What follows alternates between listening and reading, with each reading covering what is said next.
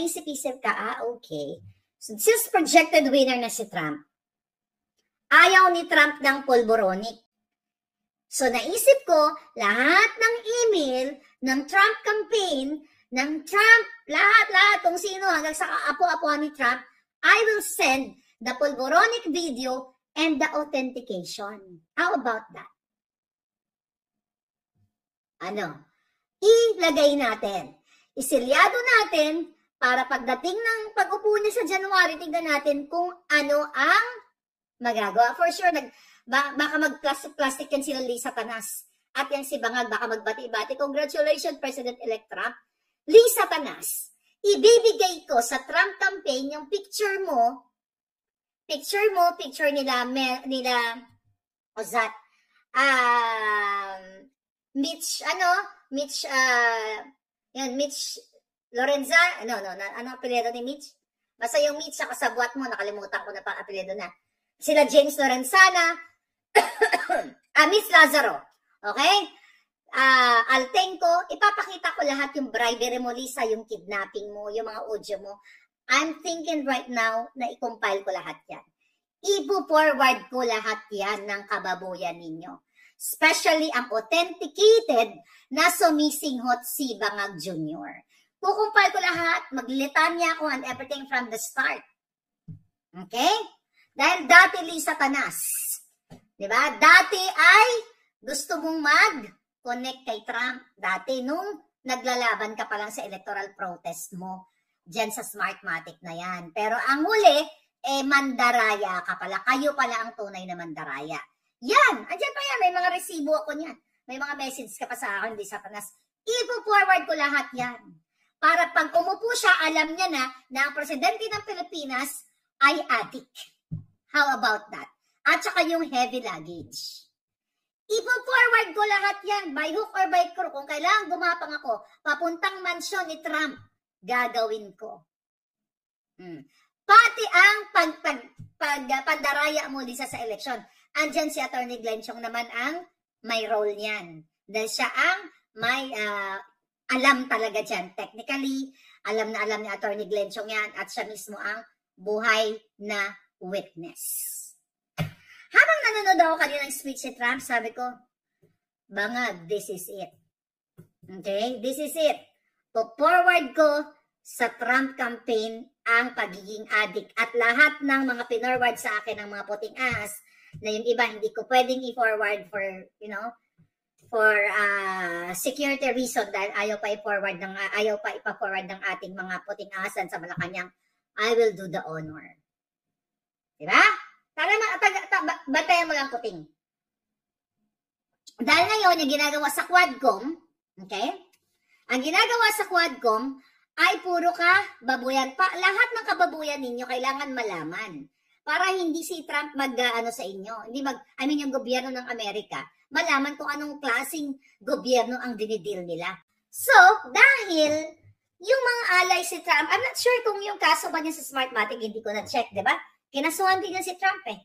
Ayan, makikita yan si Lisa Tanas, nakipag-aliado sa Smartmatic. Nakipag-aliado, nakipagsabuatan. Yan yung mga dapat malaman nitong papasok na gobyerno ni Trump eh. Kasi ang dami, pero yung authenticated talaga na polboronic ni Bangag, yun yung pinaka-importante. Kailangan ma-forward kung ngayon pa lang, bago pa ma-certify yung electoral votes na yan, ipapadala na natin yan kay Trump. Okay?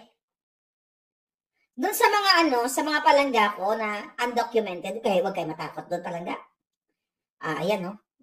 Trump has, okay, 277 pa rin. This is 15 minutes ago. Live election updates. Oh, Michigan, nakuha niya rin. Oh, wow. Michigan. Ang galing, Anyway, I don't know kung ano-ano pa mga states. Kumusta na? Can I comment? Ito lang kasi napag-usapan namin tungkol kay Kamala. Actually, pwede talaga ako mag-predict eh. Sabi ko kasi dun sa mga kausap ko na mga Democrats, yung iba, gusto ko pasalamatan yung anak ko na dating Dems. Yung anak ko na dating mga Democrat na mga nabudol, Binoto na si Trump ngayon. Actually, I will tell you something. Sabi ko sa kay yung bunso. Sabi ko, hoy, bruha. Sino boboto mo? Sabi niya, lahat kami ng mga friends ko, Trump na kami. Sabi ko, bakit? Okay, eto yung isa sa sinabi. At may mag-agree ako. Sabi na ako, mama, kasi sabi ng mga friends ko, even though American citizen of course, US born yun. Hindi ka lang pwede mag-presidente pag hindi ka US born. Pero ito'y galing sa mga bata, at mag-agree ako dito. Mama, napag-usapan kasi namin, na pag tinitignan daw nila si Trump, si Kamala na maging presidente, hindi siya magandang, unang-una wala siyang nagawa. Sabi ko, oh my God, nag-mature ka na, sabi ko. Nag-mature na kayo, sabi ko, kasi kilala ko yung mga kaibigan niya. Pag nakikita doon nila sila Kamala, hindi daw ito representante ng isang Amerikano. Parang ang sabi, representante ng India. Mag-agree kayo? Somehow yun dun yung tingin ko. Sabi niya, kasi although US born siya, para ang nakikita ng majority, although yung mga, wala naman talagang wala naman talagang solid na Amerikano na ang Native American lang yung solid. But kasi when you see Amerikano, di ba, usually puti talaga. Yun ang sabi nila. Sabi sa akin, ang sabi ng mga kaibigan ko, mama, pag nakikita doon nila si Kamala, they can't imagine na magkakaroon sila ng presidente na Indian. But sabi ko, she's not Indian, US born yan. It doesn't matter. Sabi niya. Kaya yun ang sabi ng mga bata, ng 24, 25, they're young. Ang mga kaibigan ng anak ko, iba-ibang lahi yan. Iba-ibang lahi. I mean, iba-ibang mga descent. Meron siyang Russian-American na friend, Arab-American, you know, and these people, these kids, yung nakikita nila. I think the majority of the Filipino people, the majority of the Americans will not vote for Kamala dahil sa nakikita niyang pinoproject niya. Hindi kasi very US ang dating. Diba? Very what? Very tawid sa border daw. Kayo ba? May mga ano ba dito? Yes. She's really an Indian descent. Do you think kung ako US born? Diba? US born tapos tatakbo ko kunyari sa presidente. I don't think iboboto. Kasi we have to accept the fact na yung mga sabihin natin yung talagang born here na from simula sa mga ninuno nila like noon pa na they're here like 1700s, 1700s, 1800s. Kumbaga ito yung mga produkto ng mga immigrants from 1600, 1700, 1800. You know, I don't think they will vote like an Indian descent, sabi nga. Yan ang sabi ng mga bata.